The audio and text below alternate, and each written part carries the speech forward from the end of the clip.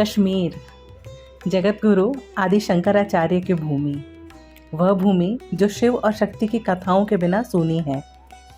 कहते हैं जगतगुरु शंकराचार्य ने यही शक्ति का अनुभव किया था।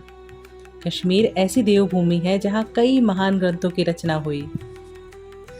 गर फिरदौस बर्रुए ज़मीन अस्त, हमी अस्तो हमी नस्तो हमी अस्त। आमिर खुसरो जी ने यूं ही इसे धरती का स्वर्ग नहीं कहा था। शायरों की महबूबा, कश्मीर इतनी पवित्र भूमि है, इसकी तुलना भूलोक से नहीं बल्कि स्वर्गलोक से होती है। यहाँ की वादियों ने कई पुश्तें देखी हैं। अपने वादियों और खूबसूरत नज़ारों के साथ साथ कश्मीर शिक्षा का भी अहम हिस्सा रहा है। देश के सबसे पुराने विश्वविद्यालयों में से एक शारदा विश्वविद्यालय भी यहीं स्थित है, जो अपनी लिपि शारदा के लिए प्रसिद्ध है। और कहा जाता है कि पहले इसमें लगभग 5000 विद्वान और उस समय का सबसे बड़ा पुस्तकालय था और यहीं शारदा लिपि का जन्म हुआ था। कश्मीरी और हिमालयन संस्कृत शारदा लिपि में ही लिखे जाते हैं। कश्मीर के इतिहास को जानने के लिए शारदा लिपि जानना ज़रूरी होता है। कश्मीर जो कभी अपनी वादियों, झीलों, बागों और शांत माहौल के लिए जाना जाता था, आज सुरक्षा बलों, कटीली तारों, बंदूक की छाँव में जी रहा है।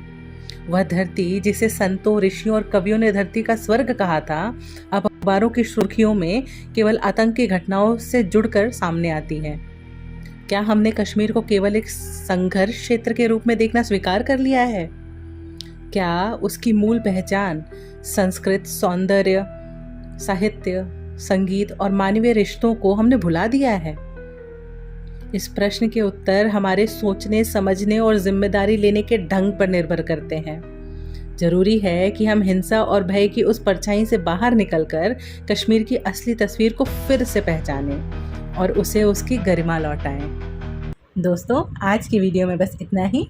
अगर आपको हमारे द्वारा शेयर की गई बातें, किस्से, कहानियाँ पसंद आते हैं और आप ऐसी स्टोरीज़ अपने फीड में देखना चाहते हैं तो हमारे YouTube चैनल कल्चरल गपशप को ज़रूर सब्सक्राइब कीजिए और अपने परिवारजनों और दोस्तों के साथ भी ज़रूर शेयर करें। धन्यवाद।